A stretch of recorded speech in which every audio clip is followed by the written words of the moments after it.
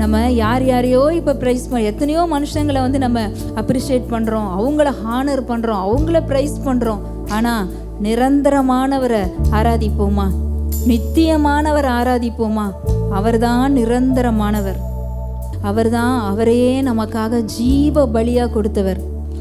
நம்மகிட்ட அவர் எதிர்பார்க்கிறது நம்ம அவருக்காக ஜீவ பலியா கொடுக்கணும் தான் அவர் எதிர்பார்க்கிறார்.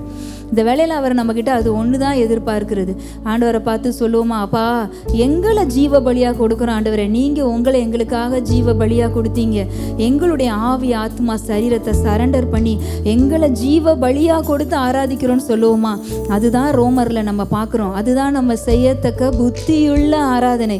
இந்த வேளையில் ஆண்டவர் எல்லாம் நம்ம ஒரு புத்தியுள்ள ஆராதனை செய்யும்படிக்கு தான் கூடி வந்திருக்கிறோம்.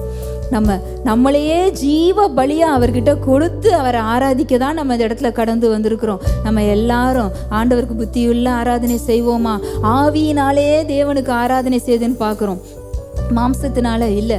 மாம்சத்தினால நம்ம ஆராதனை செய்து அவரை பிரியப்படுத்த முடியாது. நம்ம எல்லாம் இணைந்து ஆவியினால, ஆவியோடு உண்மையோடு அவரை ஆராதிப்போமா?